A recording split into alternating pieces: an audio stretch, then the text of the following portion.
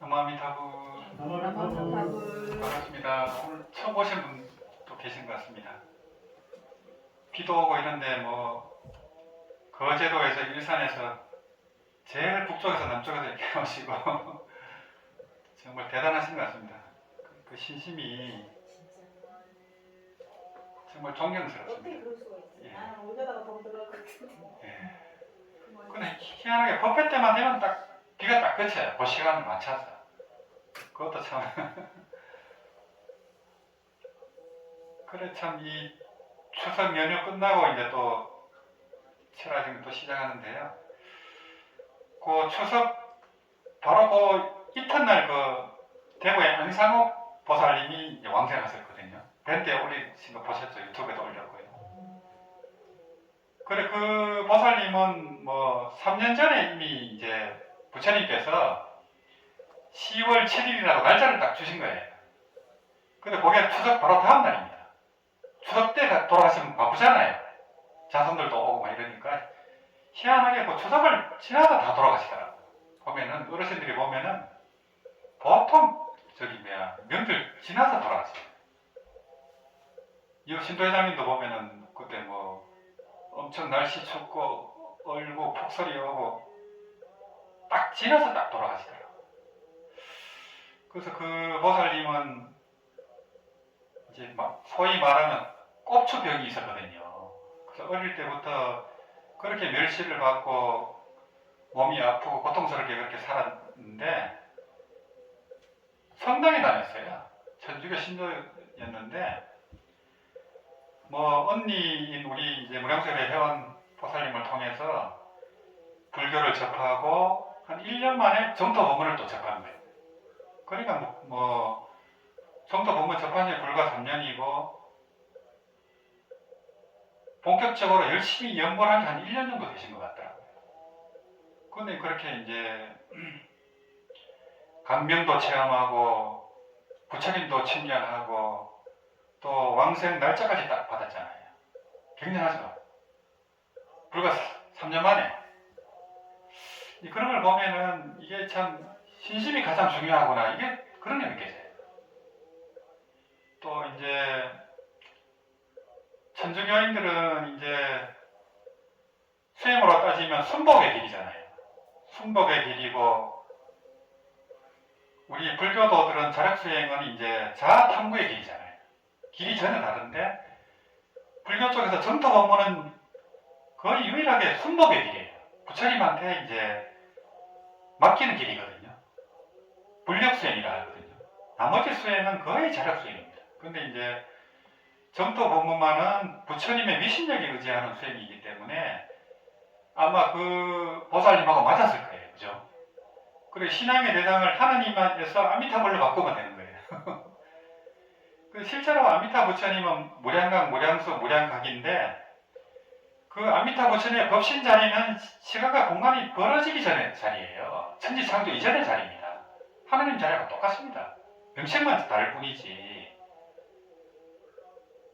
그렇기 때문에 이제 그분이 빨리 이렇게 수행으로 들으시지 않았나 이런 생각이 들어요.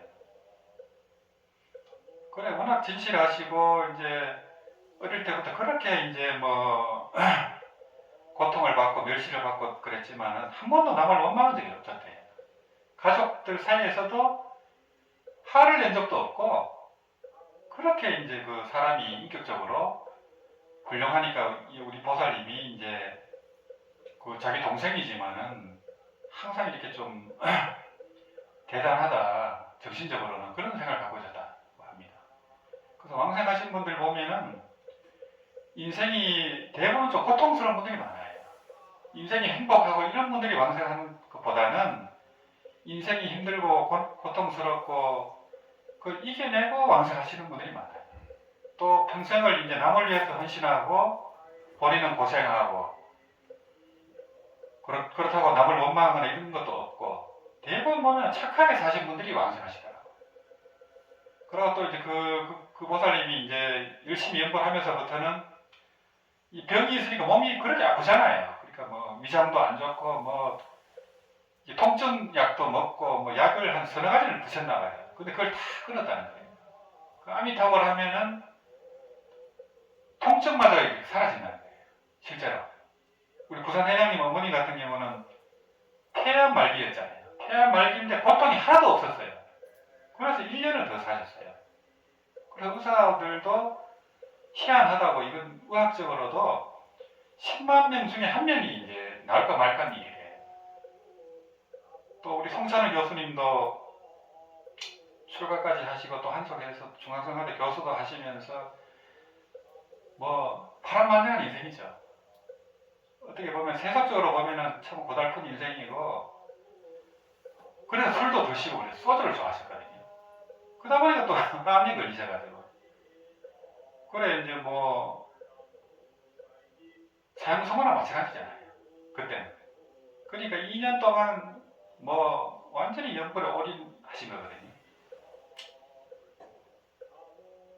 그래 그렇게 왕성하신 분들, 그렇게 수승하게 왕성하신 분들 보면은 평이한 인생은 아니라는 거죠. 또 거기에 완전히 올인할 수밖에 없다는 거고, 그랬을 때 이제 그렇게 이제 수승한 딱 이제, 그래 대구 그 보살님은 뭐 죽는 순간까지 농담도 하고 참 좋대 그러고 가셨잖아요. 그 얼마나 수승합니까 그게. 그래 보통 사람들은 아파가지고 그냥 나무아미탑을 알아도 어렵게 하는데 농담까지 하면서 10월 7일 날부터 이제 이 왕생을 준비한 거예요. 그래가 그 다음날 10월 8일 오전 10시 경에 이제 왕생해요. 이제 그런 분들 같은 경우는 사실은 전염이 필요 없어요. 전염이 필요 없는 정도까지 자신을 몰아붙인 거죠. 송찬우 교수님 같은 경우도. 근데 이제 보통 사람들은 전염이 필요하기 때문에 이제 가족이라든지 도반이라든지 스님들이 이제 전염을 해주면 큰 도움이 되죠.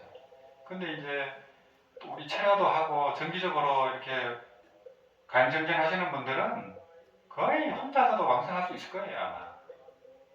보통 그렇게 안 하신 분들은 이제 습관이 안 돼 있기 때문에 죽음이 두렵기도 하고 또 고통이 오고 하니까 막 쉽지가 않죠. 사막도 보인다고 하니까, 지옥도 보이고 귀신도 보이고 하니까 막 개능이 없죠. 또 저마다 지은 업이 있기 때문에 전생과 현생에 지은 업을 따라서 원신체제들이 또 등장해요. 겁을 주고 또 조상으로 나타나서 따라가자 그러고, 그 조상 따라가 버리면 그냥 못 가거든요. 뭐 심지어는 보살로 변신해서 이렇게 그렇게 유혹을 하기도 하거든요. 원신체제들이. 그러니까 이제 이거를 정법을 잘 믿고 철저하게 준비를 해야만 이제 확실하게 간다는 거죠. 그래서 뭐 열심히 해가지고 영불삼매를 증득하면 뭐 최고죠. 걱정 없죠. 그 보살님처럼 부처님 청년해버리면 확실해요. 그럼 부처님이 이제 니는 언제 갈 거다 딱 저걸 수기를 예언을 하거든요.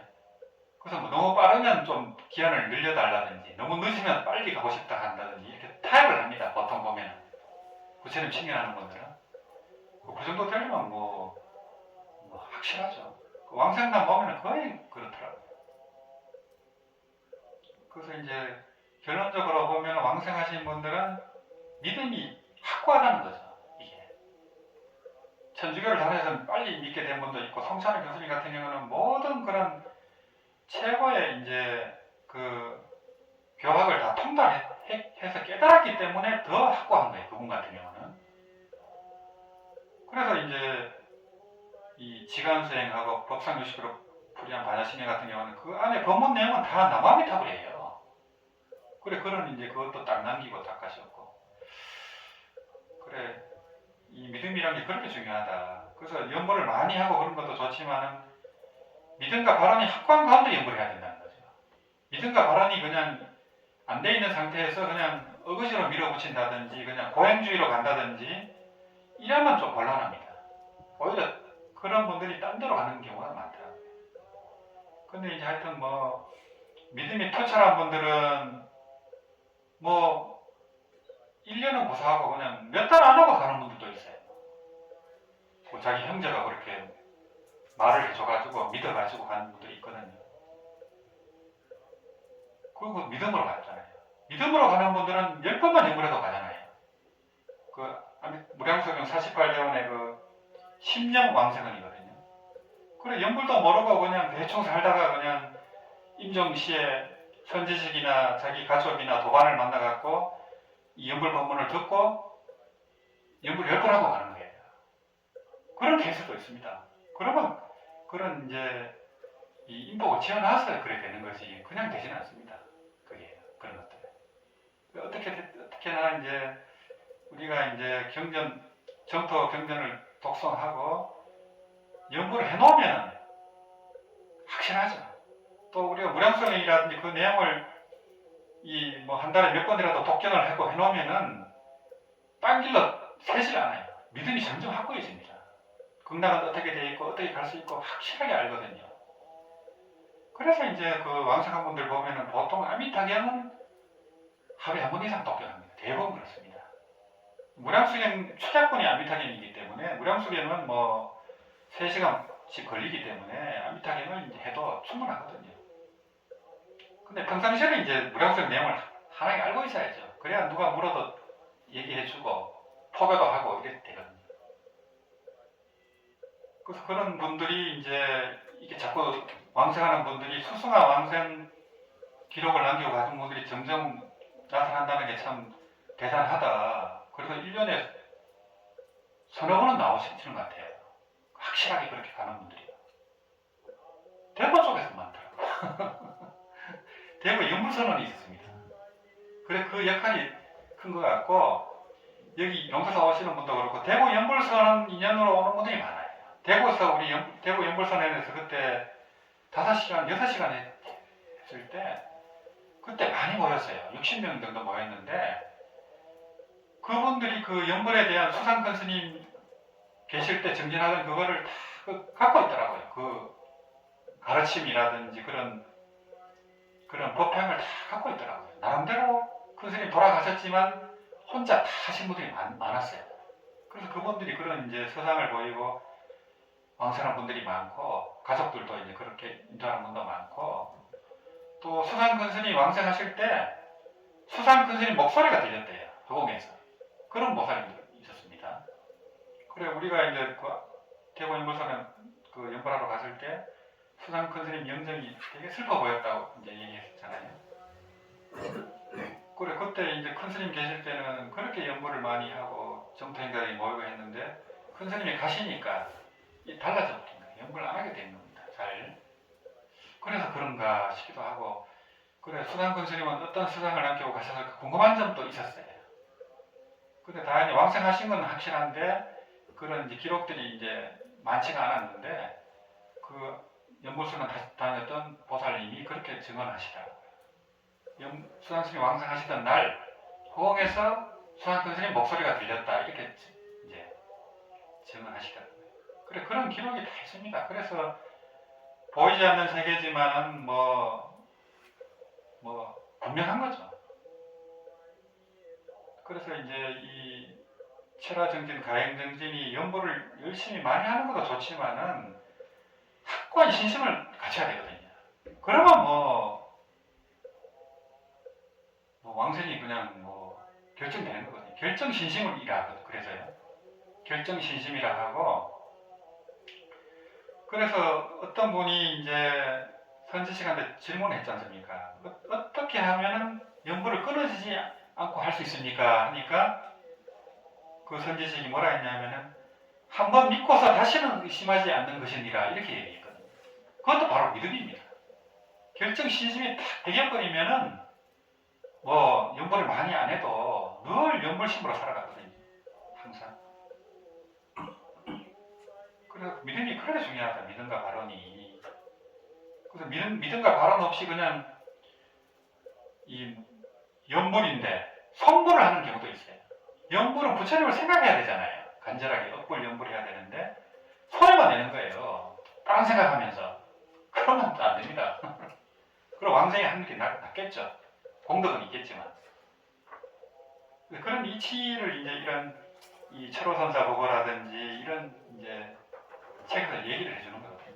또 이런 얘기를 이 시간을 내서 하는 이유가 뭐냐면 한국 불교 자체가 조계종, 임재종, 선불교이기 때문에 이 철호선사가 임재종 스님입니다. 그러면서 또 정토종 제12조이기 때문에 이 법어집을 빌어가지고 또 정토법문을 알리려고 하는 측면도 있습니다. 그리고 이제 이 법어집이 정토법문이지만은 그 안목이 엄청 깊어요. 수승하고. 그래서 선을 하는 분이 봐도 깨달을 수 있어요. 그래서 오늘 내용을 보시면은 이왕 꿈이라면 극락세계에서 완전하게 깨어나라 이런 주제거든요. 그래서 이 사바세계를 다 꿈이라 하잖아요. 환상이라 하고 몽환포양이라고 금강경에서 꿈 같고 환상 같고 물거품 같고 그림자 같고 번개 같고 이슬 같고 다 그렇게 환상으로 보지 않습니까? 그럼 극락세계는 어떠냐 하니까 극락세계도 환상세계입니다. 환상의 세계인데 일침법계라 해서 진리에 가까운 세계입니다. 환상의 세계지만은 거기는 범성동거토, 방편유효토, 실보장엄토, 상적강토가 있거든요. 상적강토는 완전히 진리의 세계입니다. 그런데 그 네 단계가 있기 때문에 네 단계가 겹쳐져 있습니다. 근데 자기가 공부한 만큼 그 세계가 보이는 거예요. 밑에 있는 분들은 위에 단계를 못 봅니다. 위에서는 다 봅니다. 마치 천인이라든지 극락성중이 우리를 보지만 우리는 그분들을 못 봅니다. 똑같습니다. 그런 이치가. 근데 극락은 그런 사토가 있지만은 겹쳐져 있다는 거죠. 겹쳐져 있고 상적강토로 들어가야만 완전히 꿈을 깨는 거예요. 그리고 이 꿈을 깬다고 했을 때 완전하게 꿈을 깨는 게 고갱각이거든요. 고갱각은 부처님만 가능한 거예요. 그래서 부처님만 완전하게 꿈을 깬 거고 여기 간센보살, 대세지보살인 같은 등각보살님들은 약간 꿈속에 있는 거예요. 약간 일포무명이 있다고 하는 거예요. 그래서 이제 그 정토법문이 어떻게 해서 그 부처님의 위신력, 가피력에 의해서 불력에 의지해서 이렇게 쉽고 빠르게 윤회를 벗어날 수 있는가? 이 이치는 등각보살도 모른다고 하는 거예요. 부처님만이 안 나는 거예요. 그 이치가. 희한하잖아요. 지가 노력해서 가야 되는데 어떻게 부처님 힘으로 범부가 그냥 불사절이 보살이 되냐 이거죠. 범부가 3대 아성직업을 뛰어넘어서 보살이 돼버려요. 자력수행은 보살이 된 다음에 3대 아성직업이 걸려야 성불합니다. 보살이 된 뒤부터입니다. 보살이 될 때까지 또 얼마나 걸리겠어요. 그러니까 그 도리를 등각보살님도 모른다는 겁니다. 그래서 무량수행 뒤쪽에 보시면은 사바세계에서는 720억 명이 보살이 극락에 간다 이렇게 되어 있습니다. 이미 예언이 딱 되어 있습니다. 그런데 1억 명의 보살은 이 정토 법문을 못 만나가지고 패전하는 이가 이렇게 되어 있습니다. 부처님이 다 예언해 놨습니다. 석가모니 부처님이. 그래 우리는 정토 법문을 만나버렸잖아요. 1억 명의 보살보다도 앞서가는 겁니다. 범부가. 불가사의하잖아요. 이게 이치적으로 말하면. 그 보살이 되려고 얼마나 그렇게 노력을 했겠습니까? 그분들이. 근데 정토 법문을 못 만난다죠. 그거는 성금복덕이 부족해서 그럽니다. 성금복덕이. 범부지만은 전륜성왕처럼 큰 복을 지으면 전륜성왕도 되고 이렇게 되거든요. 근데 우리는 전륜성왕은 안 됐지만 정토 법문을 만나버렸어요. 큰 복을 만나버린 겁니다. 이게. 그래 1억 명의 보살보다는 우리가 빨리 윤회를 벗어나서 이 성불할 수 있다는 겁니다. 그래서 이제 극락세계도 꿈은 꿈이지만은 진리에 가까운 세계고 이 사바세계는 물질세계잖아요. 뜻대로 안 됩니다. 고통스럽습니다. 똑같은 꿈인데 너무 리얼해요 이게. 그래 속을 수밖에 없어요. 물질 세계는 딱딱하잖아요. 근데 극락세계는 날라다니죠. 공간 이동을 하죠. 그리고 다릅니다. 생각만 해도 의식주가 나타나죠. 그러니까 진리에 훨씬 가까운 세계입니다. 이게 공부하기도 훨씬 쉽고요. 그래서 똑같은 꿈을 꾸지만은 성불에 가까운 꿈을 꾸는 겁니다. 이 사바세계에서는 엎짓는 꿈을 꾸는 거고 극락에서는 성불하는 꿈을 꾸는 거예요. 그래서 극락성불학교라고 하는 거거든요. 똑같은 꿈이지만은. 그래서 이제 우리는 요 한상의 세계에 살고 있는데 이 한상인 줄 알고 집착하지 않으면 요 한상 그대로 갖고 실상이 돼버려요. 이게 하나공신이 법성신이 돼버려요. 우리 이 업보신이 법성신이 돼버립니다. 그 이치를 알아가지고 집착하지 않으면요. 그 희한하죠. 그게 이제 선법문입니다. 선도리고요. 그래 우리가 이제 무명업식으로 사는 제약본부지만서도 또 우리 주변 환경, 의보, 정보, 주관과 객관 세계가 전부 깨달으면서 나쁜 거예요. 이게 깨달은 무량강에서 일어난 거거든요. 그 무량강, 무량강, 무량수 자리는 바다와 같습니다. 그런데 우리가 사람이 살아가면서 의식으로 살아가는 이 현상계는 파도하고 똑같습니다. 파도. 근데 파도가 바다가 아니라고 생각하는 거예요. 너와 내가 다르다고 생각하는 겁니다. 우리는 전부 개별 의식으로 살거든요. 근데 우주의식, 보편의식 차원에서 보면은 이 개별 의식이 우주의식하고 동이 아닙니다. 파도가 그대로 바다입니다. 그래서 그 차원에서는 전부 깨달음의 나텀이거든요. 그걸 현성공안이라고 합니다. 현성공안. 있는 그대로 다 깨달아 있다는 겁니다. 있는 그대로 다 깨달아 있고 있는 그대로가 완전하다는 거예요. 부족하면 부족한 대로, 추하면 추한 대로 완전하다는 겁니다. 바로 깨달음의 나텀이라는 거고 그게 현성공안이라고 하고. 그래 약산유엄선사한테 당나라 때 이고라는 분이 이제 찾아왔어요. 이고라는 분이 이제 한유 한태지 당송 8대가의 제자예요. 근데 이 사람이 이제 머리도 좋고 뭐 간직도 있고 하는데 이제 지 나름대로 아르마리로 좀 안다 해가지고 큰 스님들을 이렇게 테스트하러 다녔습니다. 저울질하러 다녔습니다. 소동파처럼.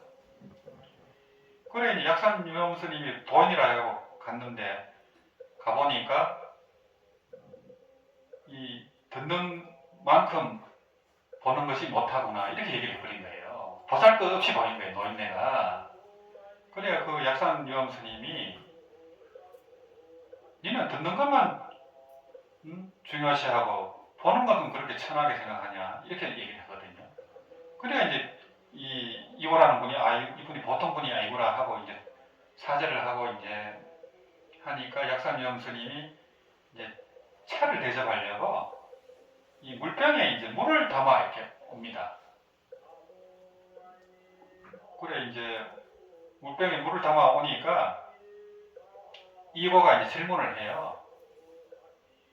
도가 무엇입니까? 하니까 약산유엄 스님이 저 하늘을 가리켜요.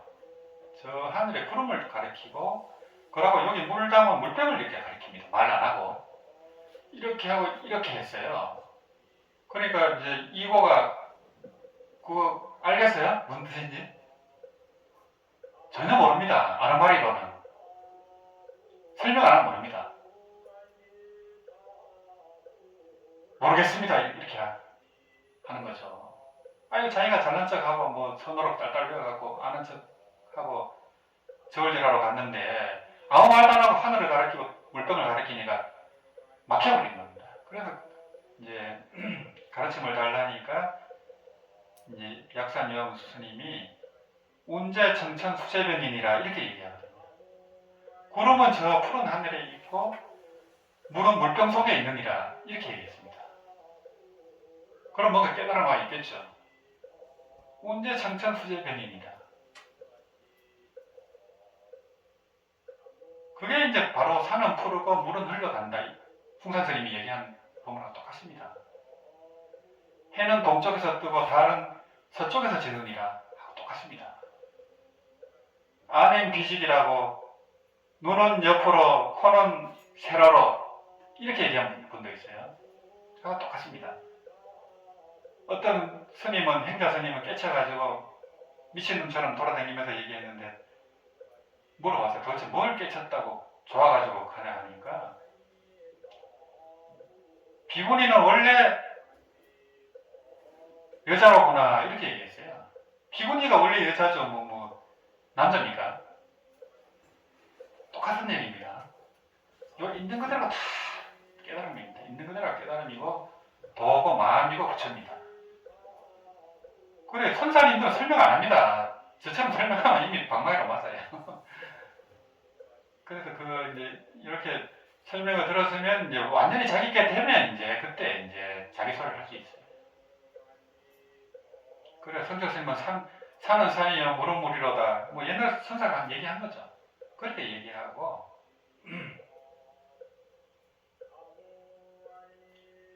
그래 요 사바세계에서도 깨친 입장에서는 요 그대로가 극락입니다. 서가모니 부처님 입장에서는 이 사바세계가 전토입니다. 유마경에 나옵니다. 이 사바세계 이 고통스러운 사바세계가 전토라 하니까 그 제자들이 도저히 못 믿는 거예요. 이게 어떻게 그럴 수가 있냐고 이게 도저히.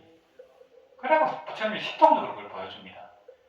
신통력으로 보여주니까 이 사바세계가 극락세계처럼 그런 칠보로 장엄이 되고 그렇게 화려한 세계로 보이더라는 거예요.